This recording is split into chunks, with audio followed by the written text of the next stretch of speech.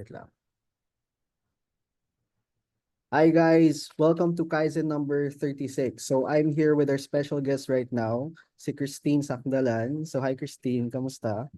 Hi, Sensei. Okay naman. So Kabado, Chos. bado. Kaya mo yan. Mas kaya mo pa nga to kaysa sa akin eh. So si Christine, she's a digital marketer and currently she's a full-time course creator. Yan. So alam mo yun, sabi niya yung copywriting nakatulong daw sa journey niya talaga. And we will be talking about Christine's journey. And if you have any questions, let us know na din. Yan. So hi sa mga taong nasa Facebook and nasa Zoom.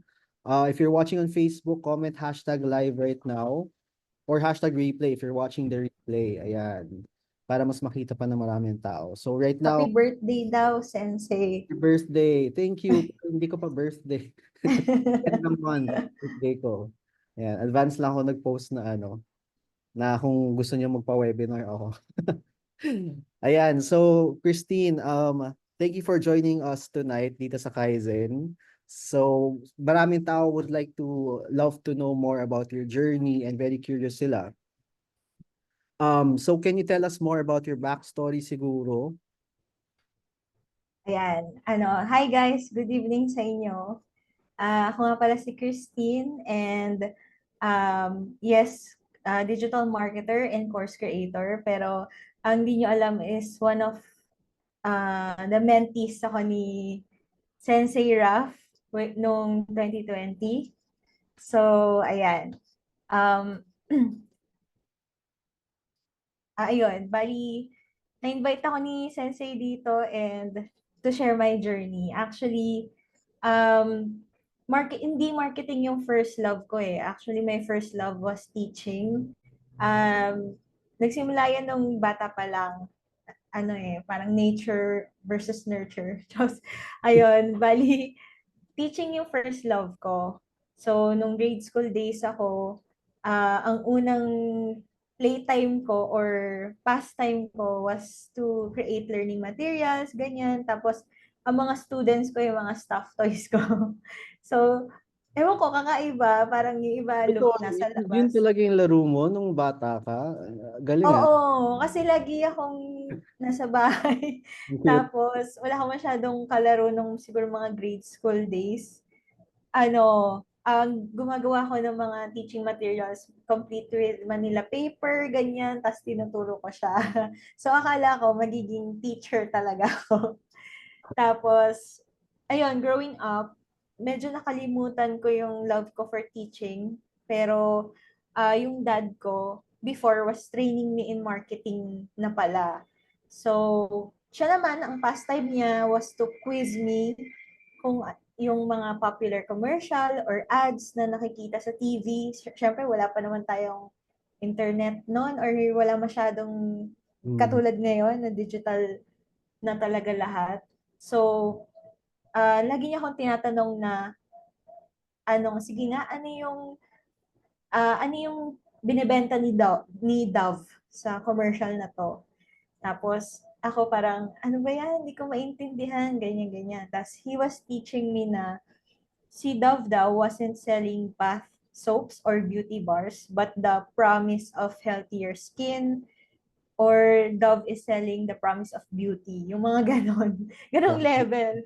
Marketer yung dad mo talaga or ano? Like, Oo. kaya pala. Oo, market engineer siya pero uh, marketer siya. Tapos businessman din siya. Kaya yun talaga yung siguro passion niya. So, ayun, simula nun, pag nakakita ko ng commercial, parang imbis na mabentahan ako, parang critical ako, nagtithink critically ako kung ano ba yung sinesell ng commercial na yon. So, Mm. yun, analyze, ganyan. Tapos sa sobrang curious ko, nag-end up ako na mag-take ng marketing course nung college. So, yun yung field ko talaga. So, ayun, natapos. Tapos, right after college, usual path yung mga nag-corporate ako. Mm. So, iba-ibang company, from retail to healthcare. So, marketing na talaga yung background ko. Pero more on PR. mga public relations, mga communications, may konting, ano bang tawag dito, yung social media marketing nung time na yon. Kasi hindi pa masyadong nagbo-boom eh, unlike ngayon. Mas So, late nag-boom yung marketing actually, yung digital marketing sa Philippines eh. No? oo, medyo late. I think nga noong 2019, parang ano eh, onti pa lang nag-a-ads ata na businesses noong 2019 eh. Oo, very Sa pandemic traditional lang talaga siya, ano, like, ano, mas nag-shift, gano'n. May nagsabi actually. sa Zoom chat, naka-inspire daw yung kwento. Ay, thank Inspire, you. parang hindi pa nga nagsastart masyado si Christine. Buti na-inspire na kayo, guys. Yun. So, pero ayun, ano, syempre nag-corporate, pero parang may feeling na parang may kulang, parang ganon. Mhm. So, uh, marketing ba talaga gusto ko? Yun, napatanong din ako sa sarili ko kung ito ba talaga yung gusto kong path. Tapos, siguro na burnout din sa toxic work environment, yung everyday commute kasi Makati ako noon. Mhm. Tapos, yung workload din. Tapos, yung creativity freedom. So, nawala rin yon. So, medyo nakaka-burnout. Tapos, nung time na yon, hindi pa ako sanay sa rejection eh. Hindi katulad nating mga freelancer ngayon na we eat rejections for breakfast. True. So, yon. So, nung nagkaroon ako ng major career rejection, um, ayun, nung nagkaroon ako ng major career rejection, nag-give up na ako. Sabi ko, sige, ayoko na dito sa Pinas. Nagpunta akong Japan. Kasi may lahi kaming Hapon. So, ayun. Doon din yung family ko. So, ayun, sabi ko, punta muna akong Japan. Tapos, Sana all may option na. kaya nga, ano din naman, blessed din naman, or yon dun sa part na yon buti may option kahit papaano. Kasi hindi nga lahat may ganong parang option na ano. Pero mahirap, mahirap. Hindi siya katulad dito sa atin sa Pinas. Kasi, syempre, nung pagpunta ko ng Japan din, hindi pa ako marunong mag-Japanese talaga. So, ibig sabihin, kahit na nakatapos ako, limited yung career options ko. Mhm. So, ayun. Nag-work ako sa factory talaga. Talaga? Parang, Eh? oo, Oh. oo, talaga. Grabe. Kasi doon sa Japan, yun ang usual work Ah. talaga. Yung mga office jobs parang sa Tokyo Sabagay, ano, lang. di ba salaryman yung tawag nila sa, ano, sa usual O, worker. oo, usual worker. Tapos, Yan ba yung type oo. of factories na, ano, yung may dorm kayo, ganun, tapos, or hindi yung, May ibang ganon. May ibang ganon na parang company, company hostels? provided. Ah, Oo. Uy, nice, ESL, former ESL. Actually, dream ko yan kasi yung mag-ESL teacher sa Japan sana before. Kaya lang hindi ko na-pursue. So, yun, sa factory ako nag-work. kasi And may ano yun yung, din yan, no, sa Nihongo, kailangan may mastery ka to become a oo, hotel. oo, yun. So, ang ginagawa ko, syempre, nag-aaral din ako ng Japanese sa weekends, tas nag-work ako ng weekdays. Yun. Yun. Sobrang, although malayo siya dun sa passions ko na teaching and marketing, pero dun na-mold yung character ko, tsaka yung work ethic, at tsaka yung perseverance, yun.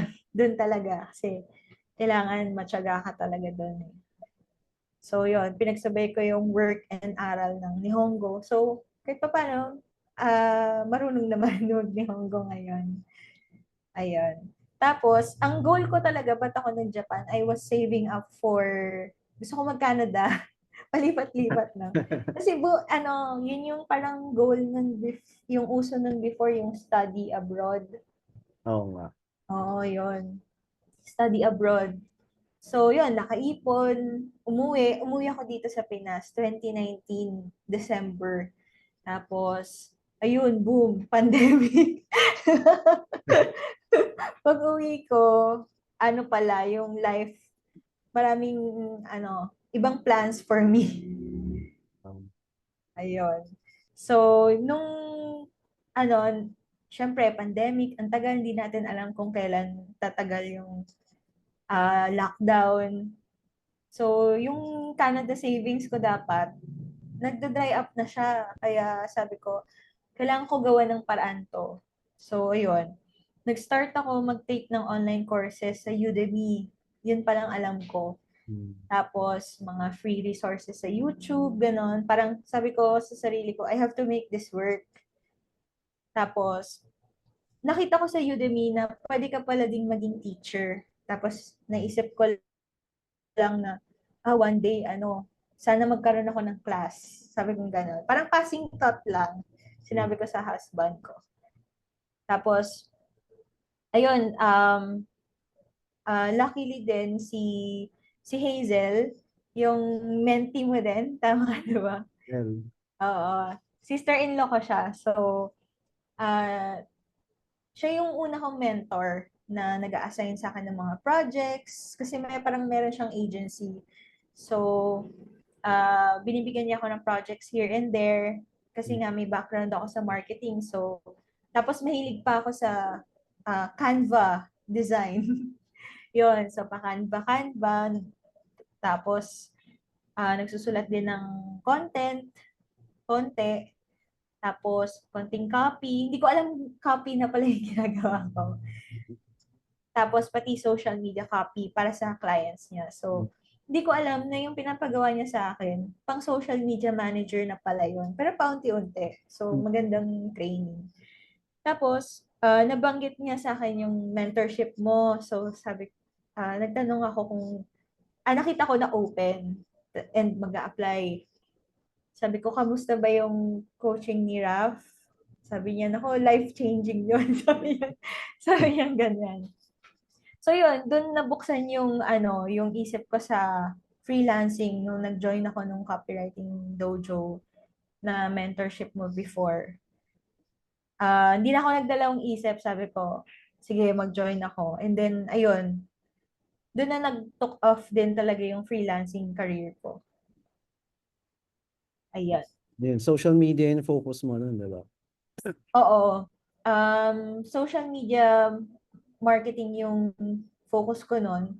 Pero during the mentorship, marami akong natutunan eh. So, bukod sa copywriting, natuto din ako na yung client getting, Ah, yon, tsaka mga tsaka outreach, mindset, oo.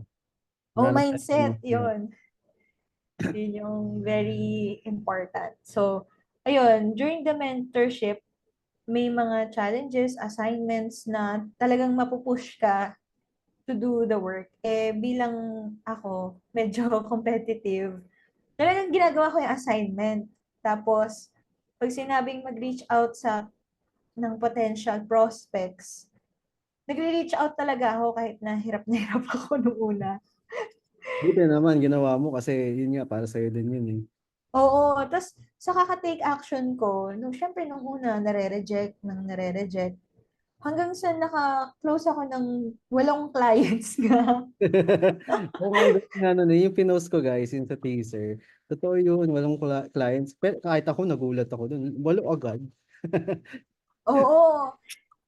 Bali, ang ginawa ko, sa US, ah, meron ako mga na-target na, ano ba tawag dito? Yung business consulting yung business nila. Hmm. So, business consulting, pero parang, syempre yung clients gusto din nila na i-outsource yung social media nila. So, dun ako ng uh, 8 clients. Oh, maganda nga yun kasi ah, tawag dito. Maraming mga, ano, for example, mga consultants na yan, marami sila na-option ng service usually eh. Siyempre, hindi naman Oo. yung lahat, di ba? That's why, dun tayo nag-fit yung mga freelancers. Oo, yung mga freelancer. So, yung iba may hanap na ads. Kunwari, business consultant yung na-top mo. Oo. Dun sa case ko, social media ang hanap niya. So, kaya naka-close ako ng maraming clients nun. Tapos, dahil doon, nag nag-put up ako ng maliit na team kasi syempre hindi ko kaya yung 8 na yun. Biglaan ba naman, di ba? 8 agad. Oo, 8 agad. Although parang batch by batch siya, nakaka-overwhelm pa din yun. Oo, syempre. Oo. Kasi parang each client, 3 to 6 months na contract kami. So yun. Bukod sa paggawa ng social media posts nila, kasama yung copy, Hmm. tinetrain ko din yun kasi business owners yung tinutulungan namin nun eh. Business owners in Oregon. So, uh, tinuturuan ko din sila with social media para at least alam nila paano gagawin on themselves na sila mismo. Kasi maraming maraming Pilipinong techie, mas techie pa tayo minsan sa kanila. Maraming Yun. Pilipino na magaling sa Oo, different skills. talaga, oo. So yun, tapos syempre nagbuo ako ng team ko. Tapos napapansin ko na syempre pag nag-put up ka ng team, sabi ko, ba't parang mas na-enjoy ko mag-train, magturo ng Ganun pala skill. gusto. Kasi yung passion mo dati, yung ano yung forgotten passion mo, yung teaching. Tapos Oo. training people. Oo, so, syempre, tinitrain ko din ang mga unang VA ko, yung best friend ko, Wow. ah, yung mga college friends ko, na marketers din, marketing din yung degree nila. So, sila yung una kong mga VA noon. Tapos, yun nga, napapansin ko na um, mas na-enjoy ko yung pagtitrain kaysa yung client work. So, ayun. Pero Meron syempre, din sa comment ginagawa ko pa ako din. po yung SMM niya, si Jaya. Si Jaya, oo, oo. Wow. Ang galing Supportive. yan. Supportive team. Oo. Supportive. Yung mga tatanong din dito, Christine, saan mo daw nahanap yung clients mo? Saan nahanap yung clients? Iba-iba eh. So, may Facebook groups. Meron ding online jobs. May mga naka-close din akong clients doon. Ewan ko lang ngayon kasi hindi na ako naghahanap doon kung maganda pa rin yung crowd. Hindi ko na-try yung Upwork. Talagang Facebook groups at saka online jobs. Tsaka referral. Okay. Makipag-connect ka, maganda din kung freelancer ka, meron kang community kasi pag maano sila, ma-generous naman sila in giving yung mga parang job openings. So, yun. Yun. Yun, freelancer friends din na na nare-refer. Kaya ang maganda rin guys, may pag-friends kayo sa freelancers, ayun, nakakuha kayo ng jobs ng ganung ganung networking actually. Actually, oo. Si Desa, ang dami na nabigay na client. Ayun. Lalo na pag complementing yung skill nyo, di ba? Si Desa Oo. ads kasi ikaw ng social media. So, di ba? Oo. Yung clients niya, pwedeng may social media, clients mo, baka gusto ng ads, edi referan kayo. So, ganun yung siya. Oo. Tulungan. Oo. Tama, tulungan. So, ayun. Nagtataka din ako, yung client ko sa Oregon, meron siyang VA kasi. Tapos yung VA na yun, nagpapaturo sa akin para maging social media manager. Tapos, sabi ko, parang napapatanong ako sa sarili ko, bakit kaya sila nagpapaturo sa akin? Hindi naman ako, maraming mas magaling kaysa sa akin. Hindi ko nakikita yung sarili ko na expert. Tapos, mas maraming magagaling na mentors dyan, tsaka coaches. Pero, tinry ko pa din. Parang mga one-on-one Zoom call, gano'n. Doon ako nagsimula ng pag-teach. Baka na-feel niya yung yung gusto mo mag-teach. Kasi hindi naman lahat gusto magturo eh. Oo nga. Uy, ang dami daw scam ngayon. Totoo. Oo. Ayun. So, Ang galing niyo po magkwento, sabi ni Lawrence. thank you. May Natural nagsabi nga. may nag ayun, sabi nga din ni Sensei, ni Raf, na ang forte ko daw is speaking and yung connecting with others. So, AKA, magkwento. Pero So, nag-aaral, yun. di ba? Oo. Ganun talaga yun.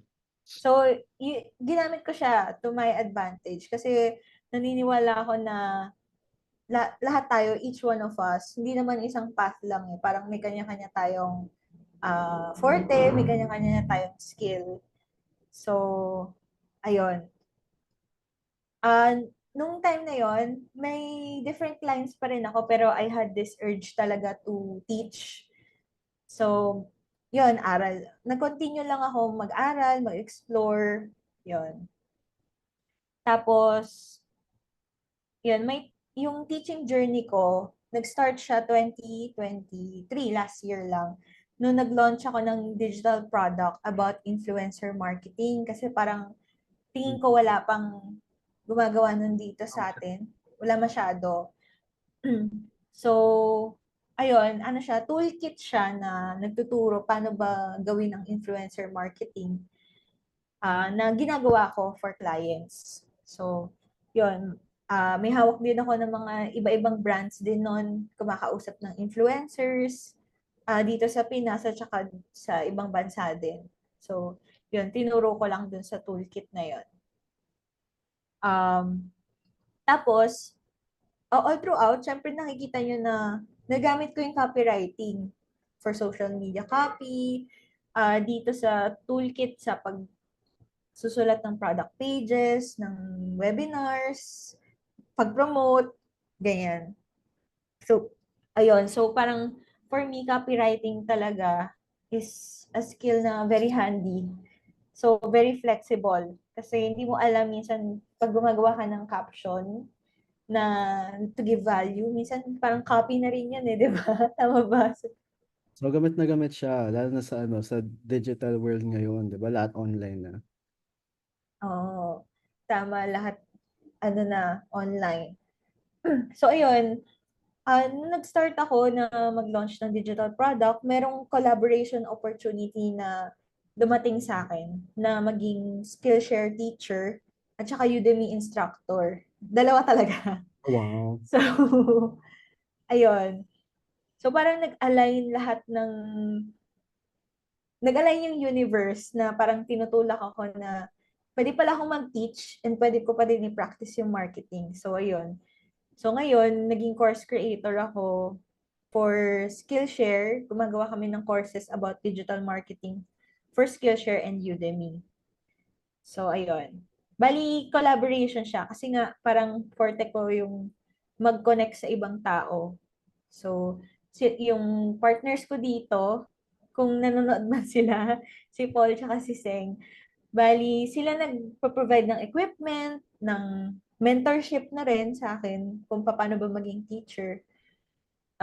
Tapos, mga gear, ganyan, sa pag-shoot. Tapos, ako yung sa content. Oo, ang galing Yon. talaga pag ano, pag nagagamit mo din yung network mo. Oo, tama. Tapos, yun, habang ginagawa ko siya, doon ko na-sharpen yung skill ko with script writing, speaking, yun, talking on camera, tapos teaching, ganyan. Gawa ng mga learning materials, mga ganon. Hmm. Yun. Tapos, sa bilang course creator, nagamit ko pa rin yung copywriting. So, ako gumagawa, kasi wala na akong team ngayon. Ako na lang, naging solopreneur muna ako. Ginagamit ko yung copywriting in writing landing pages, mga sales pages, Hmm. um, minsan yung script, pinahaluan ko ng AIDA formula, yun. Tapos, para sa social media copy din, ayun. So, ngayon, full-time course creator na ako, tama si Sensei. Tapos, ang Ayun naman. students ko around the world. So, uh, nag-earn na rin ako from those courses passively. And ngayon, may 1,000 plus students sa Skillshare tsaka sa Udemy. Wow. 1,000 plus din. Rate mo na yung 1,000 ano, student mark. Yan, kung Oo, gusto, share ko din yung ano, kung gusto niyo na mapanood yung mga courses ni Christine, ayan. May link siyang binigay. Tapos, pwede niyo siya i-click, tapos may 1,000, ay 1,000. May 1 month free kayo. That's sa Skillshare, gano'n. Pwede niyo Oo, panoorin yung ginawa ni Christine so far. oo. I think madadagdagan pa eh, no? Ang dami ka pang Oo. So right now, meron akong 4 classes sa Skillshare and madadagdagan pa. Tapos, um, sa mayroon pa kaming ilo-launch sa Udemy naman. Christy, may question pala. Ano po tinuturo nyo? Digital marketing. So, merong Instagram marketing, influencer marketing, Notion din, kung paano gamitin yung Notion for productivity, yung productivity app na yon. Tapos, maglalabas kami TikTok marketing. Mga beginner-friendly courses siya. Kaya ano, 'di ba, parang ano, kung may gusto kayo matutunan sa digital marketing, ayan, click nyo na yung link. May naman kayo doon. Oo, 1 month free. Oo. Tapos, ayun, recently, share ko lang din na na-invite ako to become part of Skillshare's Rising Teacher. So, yung mga rising teacher, parang nakikitaan nilang potential na, kasi ang on track, parang top teacher ka sa Skillshare, yun yung parang pinakamataas. So, parang nandun kami sa incubation stage. So, na-invite naman ako doon. At least ano, no, parang nakuha mo yung recognition na yun. Oo. Oo. From 1,000, mabilis na lang yun eh. Hindi mo akalain na maging 5,000 na yan, or ano, Mm. 10,000. Tsaka super nakaka-proud kasi yung skill nating mga Pinoy, pang ano talaga, world class. Oo, Ito. oo, maraming magaling na Pinoy. Kaya maniwala kayo sa sarili nyo. Siguro yung problem Mm. ng most Pinoy is hindi sila confident, gano'n. Kahit Oo. magaling, hindi confident. Dami kong Actually, encounter. nung nagsisimula din ako mag-freelance, super wala akong confidence kasi parang, alam mo na, yung pag sa ibang foreign yung kausap mo, parang, ano, ma-intimidate ka talaga. Oo. Pero, ano lang, parang ang cure lang siguro doon is to keep going. Hanggang sa masanay ka na lang. Oo, kasi alam mo eh, marami namang ano eh, foreigners na willing to hire tayo, mga Filipinos. Marami nga nagsasabi na top preference na mag-outsource sa Philippines eh. Hindi True. lang sa virtual assistance ha. So, Mm-mm. syempre, VA, one thing. Pero in other, ano, high-income skills as well. So, social media marketing, ganyan, digital Mm-mm. marketing, copywriting, email marketing, yan marami mga skills eh. Diba? Oo. And nakakatuwa kasi, syempre, Pinoy ako, pero may students ako from US na nag-iiwan ng mga project, nagsasubmit ng project doon sa classes ko, nagli-leave ng review, tapos US, Russia, yon India, and other parts of the world. So, maniwala kayo sa sarili nyo kasi tayo, globally competitive tayo. Oo. Basta maniwala sa sarili. Si And Christine, ano, global teacher, ano, global audience. Ako nga local. oh, oh hindi ah. Global na, di ba? Oo. Oh. Tsaka ano ba tawag dito, yung nakaka-proud lang din yung yung skill natin kasi yun nga, preferred din tayo kasi maayos mag-work, maganda yung work ethic. So, The work hopefully. ethics, very hardworking, very Mm. loyal nga daw yung mga Pinoy. Mm. So, yun, na-realize ko na in freelancing din pala, hindi siya isang path lang. So, kahit na parang yung kwento ko, mapapansin nyo pag ganun ganon, hindi ko alam kung saan. Parang nire-ready ka lang din. And ikaw mismo, pwede mo i-carve yung own path mo. So, hindi lang lagi agency or pwede True. ka din magturo based sa parang passion mo talaga tsaka skill mo. Yeah, pwede kayo magturo like Christine or pwede kayo mag-business, di ba? Mm. Yung marketing skills niyo sa business, ayun din ginagawa ng iba. Ayun, Mm. maraming options. Pwede kayo maging investor. Tapos passive pa. Malay mo, makaipon kayo, investor na lang kayo, di ba? Oo, maganda yun. Investor. Ayun. Ayun. So, ano, tawag dito. So right now, ano, full-time course creator ka, tapos tinigil mo muna yung sa freelancing, no? Like, dito ka muna nakafocus. Mm.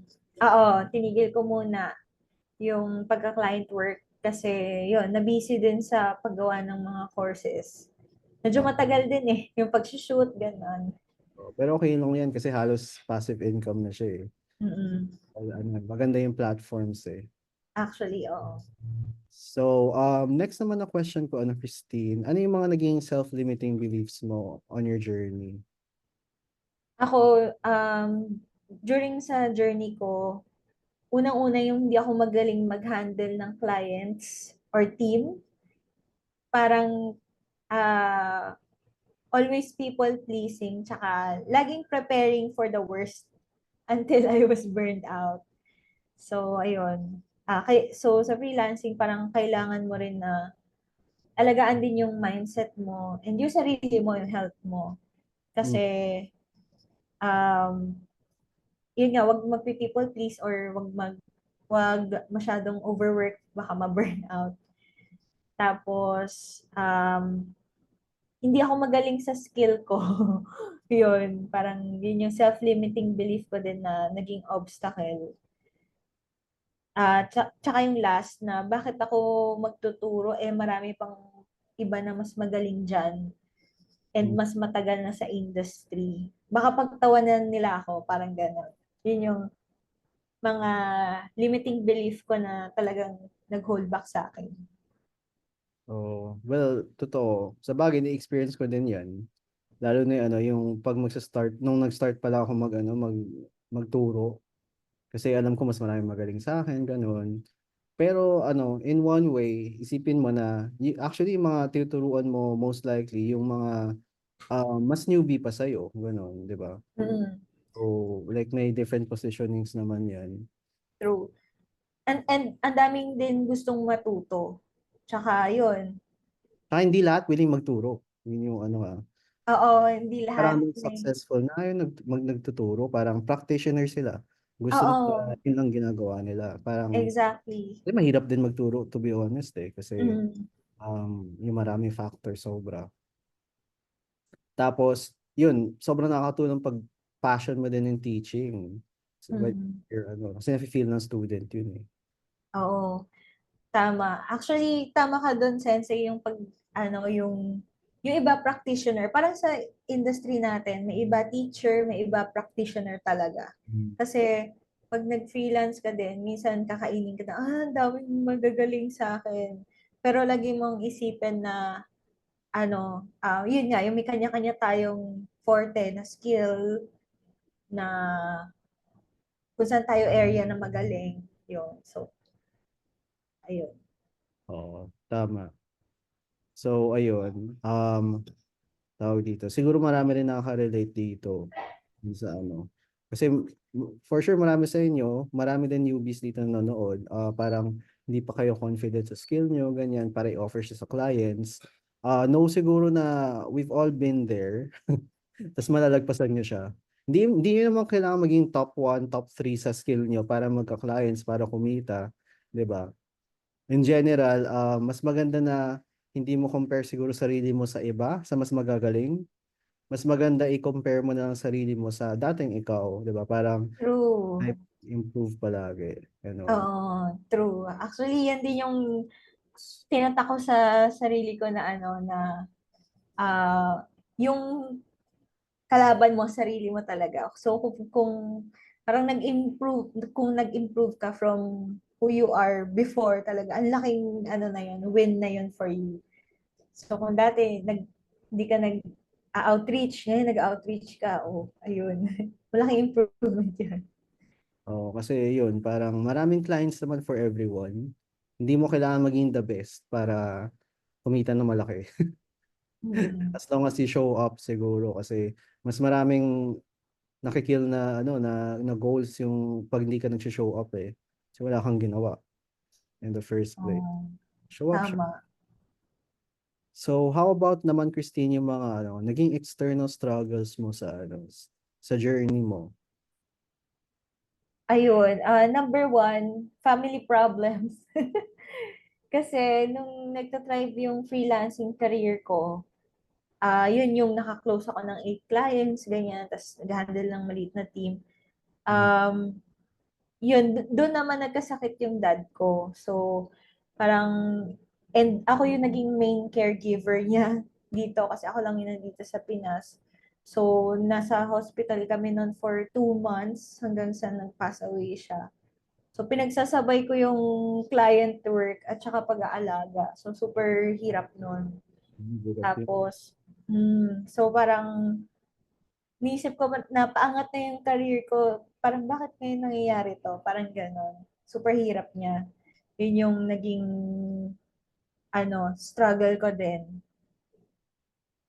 Tapos, ayun, so nung nawala yung dad ko, syempre grieving, yun. Kaya, ang hirap din i-sustain yung freelancing career ko noon kapag hindi ka okay, yung mindset mo, yung health mo, hindi pa okay. So, yun yung mga naging struggle ko. Oh, pero mahirap nga yun. Pero, something happening that, traumatic as well, di ba? Parang you also need to give time to yourself, di ba? Mhm. Lalo kung gusto mong bumalik on track ng mas mabilis. Oo. So, isipin mo din sarili mo. Yun yung mga uncontrollable na mga bagay. Pero thankful ako kasi yung flexibility din kahit papaano na at least nakaka-work pa din kahit na nagbabantay, 'di ba? So, ang hirap noon pag may Pag full-time. di ba? Oo, mahirap 'yun. So, parang kahit na naging obstacle siya from me or external struggle, thankful pa din kasi yung flexibility nga na ano. And mababait yung clients ko din nung time na yon, very understanding naman sila. That's good. Oo. Yun. And ano pa ba? Ah, yun, ah, sa din, finances din, kasi sa una, syempre kailangan mo pa i-build and ang daming ang hospital, ano ba tawag dito? Charges. Mhm. So, yun yung struggle din talaga nung time na yun. Okay. So, ayun nga, parang usually naman yung mga journey, like up and downs din talaga siya eh. Di ba? Um, Tawag dito. So, whether or not yung mga factors na makontrol mo or hindi, sometimes, you just have to persevere as well. Tas things will go better. Things will be better soon. Kasi marami din Mm. na panghinaan ng loob sa freelancing. Mm. Lalo na pag yun nga, sunod-sunod yung rejection, Mm. sumabay pa yung mga family problems, gano'n. True. So, mahirap nga naman talaga, di ba? Mm. Pero, Kaya mas, usually, mm. kakayanin mo din eh. Oo. Tsaka, din, I would like to add lang na parang freelancing is a personal journey din. So, may ups and downs, and pwede kang i-transform or i-break in so many ways. So, hindi lang sa career, pero parang kailangan mong ayusin din yung sa physical health mo, emotional, lahat, mindset. Yun. Oo, true. So, yun, hindi naman siya all bad. Like, it will help you grow as a person as well. Kasi Mm. one thing na medyo bago sa mga I mean, medyo bago. Tama, medyo bago nga naman. Medyo bago sa mga newbie sa freelancing, lalo na if galing silang corpo, yung sa rejection talaga. Like, yun yung Mm. nafe-feel ko. Kasi totoo nga naman, parang kung medyo matagal ka na sa corporate, 'di ba? You don't get rejected every day, every week. Parang pag naghanap ka lang ng trabaho, doon mo lang siguro siya na-feel eh. Lalo Oo. if tumagal ka sa company for 3, 5 years, 'di ba? Parang ayun, medyo mahirap mag-adjust sa rejection sa simula. Mm. Actually, oo nga. Yun yung struggle ko din nung una. Pero ano lang, tuloy-tuloy lang hanggang sa maka 8 clients ka din, di ba? Di mo alam makaka 8 ka na pala. Oo, tsaka ayun, parang tawag dito. eventually magka-client ka naman eh, regardless, as long as you don't give up, gano'n. Kasi Oo. mula lang siguro, dun mo ma-experience yung rejection kasi yun nga, medyo bago ka pa lang. Tapos hindi ka pa sanay masyado sa closing clients or sa interviews, di ba? Oo, tama. O kaya ano, parang hindi lang kayo talaga fit siguro. Pwedeng Pwede rin. gusto ka niya, pero baka hindi mo siya na-qualify. Hindi kaya gusto. Pwede rin yun, di ba? Oo. Hindi pala siya fit Oh, dun kailangan mo sa lang ano. hanapin yung client na fit sa'yo. Fit Mm, kayo ano, parehas, di ba? tama. Ayan. So, next naman is ano, what would be the 3 lessons that you teach your younger self siguro, Christine? Ayun, katulad nga ng sabi mo, Sensei, ano, about rejection. So, gusto ko ituro sa younger self ko din talaga na rejection is normal. It's actually healthy. Tapos, being rejected doesn't mean na worthless ka or connected siya sa value mo as a person. Pero it just means na hindi kayo fit or baka hindi pa to yung right time, hindi ito yung right project or client. Yung rejection, it will help you grow and learn. Kasi, yun nga, matututo ka din sa past mistakes mo. And hindi siya yun nga, hindi siya directly tied sa value mo as a person. So, True. continue lang. Ito, meron pa, don't focus on the money. So, focus on what you enjoyed doing the most. So, hopefully makita niyo yun and the money will follow. So, katulad nung ginawa ko, ang tagal ko ni-resist din na gusto ko pala talaga magturo. So, syempre, I have to pay the bills, kaya talagang client work. And nagbi-build din ako ng skills ko and yung knowledge ko. And basta i-follow mo lang kung ano yung talagang passion mo pag nakita mo na siya. And gawin mo lang siya wholeheartedly, then the money will follow. True. Tapos last, yung health and rest are very important things. Working non-stop doesn't make you ahead of others. So, wag maging workaholic. It will actually slow you down pagka tumagal. So, rest allows you to decompress and appreciate what you have. Tapos, kapag in good health ka, nasa tamang headspace ka, so makakagawa ka ng tamang business decisions mo for your freelancing business. True. Oh, I agree to all those 3. Kasi yun nga, lalo na yung yung last nga, 'di ba? Parang kailangan mo din talaga alagaan yung sarili mo because lalo na kung service provider tayo, 'di ba? Technically tayo yung produkto eh. Parang kung na-burnout ka, tapos burnout hindi yung burnout hindi lang yung nagla-last ng 1 week, guys. Parang Mm. may times na months talaga siya. I think usually months siya nagla-last eh, 'di ba? Mm. Ako Burnout. na-experience ko yung burnout na like ayoko magtrabaho ng ilang buwan, 'di ba? So sobrang nun, sobrang lala. And usually nage-get mo yan pag pag naging workaholic ka, tas iniiwanan mo na yung health mo, gano'n. Mm. Tama. So talaga, parang work-life balance talaga, guys. Mm. You get there naman kung saan mo gusto Mm. patungo. Oo. So, So, ayun, enjoy lang. At saka, mag-take action talaga kasi pagka may pinagawa si Sensei, gawin nyo. Or oo, may exercises. kahit mahirap siya, kahit may kaba, 'di ba, may Mm. fear.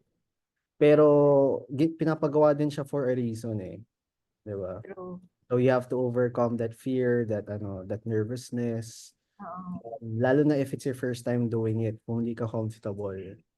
So keep in mind din na na maraming results na pwede mo makuha by doing things that are uncomfortable, na Mm. bago sa ganyan. Tapos doon ka talaga doon yung growth sa sa parang pag face mo yung uncomfortable na yun. Mm. Tama. Kahit mahirap. Yun. Oo. Pero wala namang Actually, succeed na hindi nahirapan eh, 'di ba? oo. Actually, yung share ko lang din nung habang gumagawa ng mga courses kasi um, ano parang first time ko sa camera na ang ganda na na may complete with lighting. And yung unang mga version ko ng video, nagkakamali pa ako, sobrang cringe, para akong robot. Ah, Hanggang sa tinuloy-tuloy ko lang siya na pinractice ko lang. Tapos naging natural na yung pagsasalita sa camera. Ayun maganda lang. yung pag-una eh. Kasi grabe din yung kaba, parang lalo na pag nako-conscious ka, 'di ba? Parang Oo. nagiging ka, stiff, ganyan. Tapos hindi na Oo. natural yung pagsalita mo, parang para na siyang scripted. Oo. Tsaka parang lalong nagkakamali pag ganun. Oo. So yun, So, eventually, yung mga nakakatakot, kunyari yung mga client call, yung magzo-zoom kayo ni client, I think marami din kinakabahan dun eh. Eventually, magiging sisiw na lang sa inyo yan. mm, More you do it, di ba? Hindi na kayo kakabahan. Tapos, dun kayo nagkaka-results ng mas madaming results because mas chill kayo. mm. True, oo. Oo. Actually, pagka nagdi-discovery call din, pagka yung chill ako, mas lalo ko na-close yung client. Oo, di ba? Oo, kasi yung una, Very kabang-kaba talaga ako. good. Oo. Oh, nakakatulong din siya eh. Kaya yun, it's okay na na hindi magaling na hindi ka magaling sa una. Kunyari sa mga calls or even outreach, ganyan. Mm-mm. Or even posting on social media about freelancing, branding yourself, 'di ba? Sa Oo. una mahihiya ka, ganyan.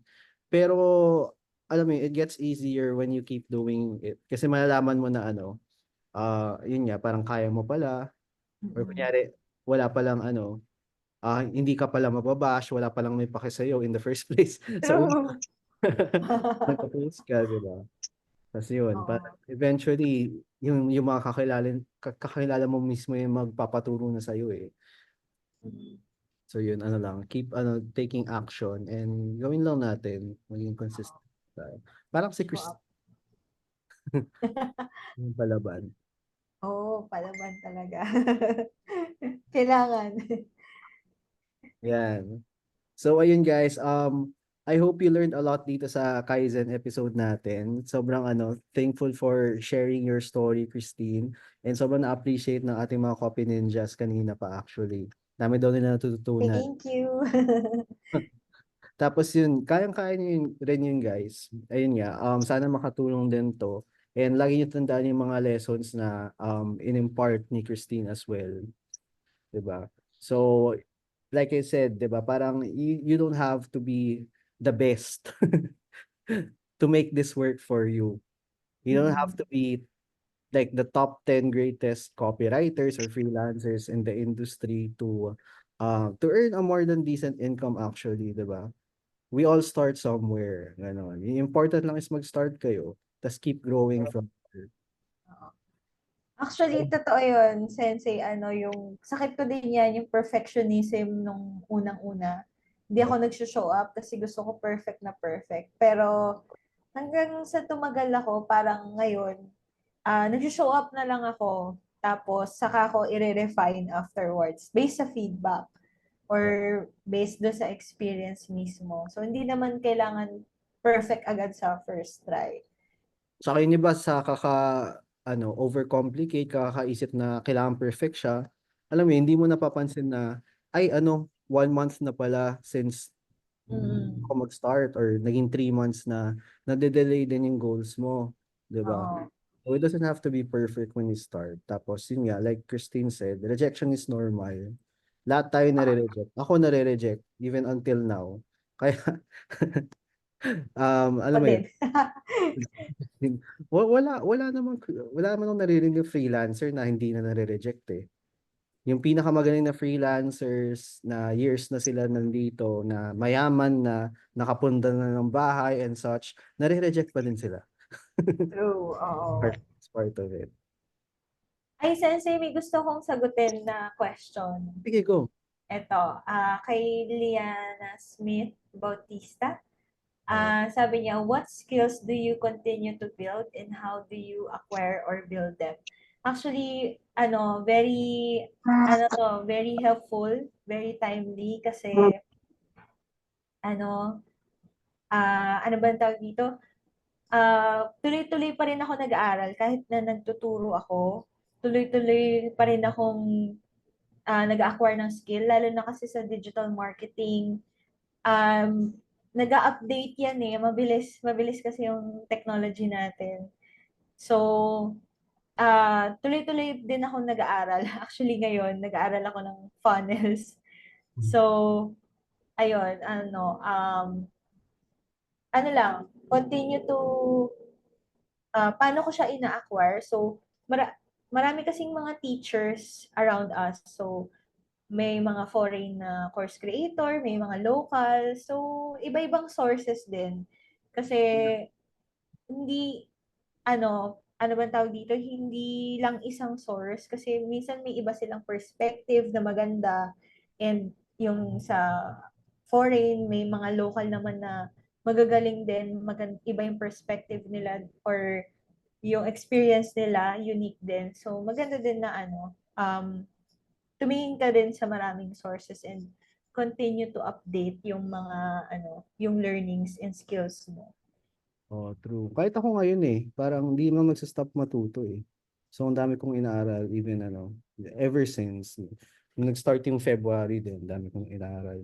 So, Mm. lagi lang tayo nag-upskill. Ganun. Kasi Oo. ma-realize niya soon na um, like, the more knowledge you have or skills that you can actually use, the more valuable you are Mm-mm. either as a freelancer or as a like person in general sa business world. Mm-mm. True. Oo. Tapos syempre, the more valuable you are, the higher you can charge most of the time and the better the results that you will be able to give clients and even yourself, 'di ba? Oo. Tsaka minsan yung simpleng kwentuhan lang din, katulad nito, or kape with your parang community na freelancers, ang dami mo ding matututunan dun eh. So, hindi lang laging courses or mga tutorials. Yung simpleng conversation lang din with people, marami kang ma makukuha talaga. Oo, I agree. So yun guys, upskill lang tayo ng upskill. And mag-apply ng Apply syempre naman. Take action. So yun guys, may nagbibigay pala si Christine ng yun nga, yung 1 month free sa Skillshare. Click nyo na ang link. So, 1 month free yan. Tapos pwede nyo panoorin yung mga course ni Christine. So, paano yun? Sa search na lang nila yung name mo, ganun? Or lumalabas, ikaw ba yung nasa front page na? Um, bali actually, itong link na to is link dun sa class ko, Ah, sa so, Skillshare. may video. Tapos, yun, mag-sign up ka. Hopefully, wala pa kayong Skillshare na account. Kasi yung 1 month free for new students yan, walang bayad. So, for 1 month, sulitin nyo. And then, makikita nyo yung courses ko doon. Tapos, may search bar din doon na pwede kayong mag-search ng different courses like photography, may graphic design, may marketing courses din. Tapos, ano ba tawag dito? Yung mga Meron pa. may painting ata eh, no? Oo, may painting. So, Kahit yung hobbies nyo guys, covered. kahit mga hobbies, yon marami doon. Ewan ko kung may yoga, pero basta may music, gano'n. Basta marami siya from different creators around the world. So, Gawin niyo nakakatuwa. siyang alternative ng Netflix, di ba? Para ay, Oo. hindi man siguro sasabi na wag na kayo mag-Netflix, pero yan, isalit mo para Oo. Actually, ako, minsan after work, ginagamit ko din yung Skillshare, tapos nag-aaral ako paano journaling, pero na merong illustration. Pero ang pangit ng drawing ko. improve pa din.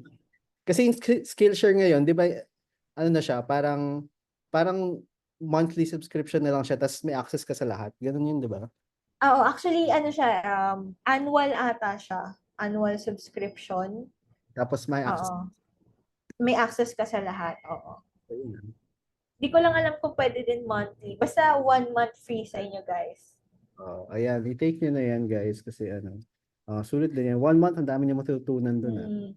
Tsaka may mga short courses din dyan. Mamaya, hindi na kayo matulog kakanood. Sulit. Oo. May mga short courses, mga 30 minutes lang. Meron din namang mahaba. So, ayun. Choice nyo kung anong gusto nyong matutunan. Ayan. So click nyo na lang guys. So ayun, mag-thank you tayo sa sa guest expert natin right now, si Christine. Ayan. So thank you Christine. Ayan, mag-comment na rin kayo sa sa Facebook live or sa Zoom meeting. Thank Gusto you niyo po sa sa inyong search lahat. Christine Sakdalan. Ayan, sa Facebook. Oo. Pwede niyo Thank siya you. i-follow. Ayan. Hopefully na-inspire kayo and pagpatuloy niyo yung journey niyo sa freelancing and copywriting. You're in the right community. So yun, follow niyo lang si Christine. Alam ko magla-launch pa siya ng madaming courses. Oo. Sila ngayon. So Oo, tama. thank you very much Christine for your time. And sana marami kayong natutunan, Copy Ninjas. Thank you for watching Kaizen number 36. Thank you, Christine. And Thank you. good night, guys. Bye-bye. Bye. Good night. Thank you.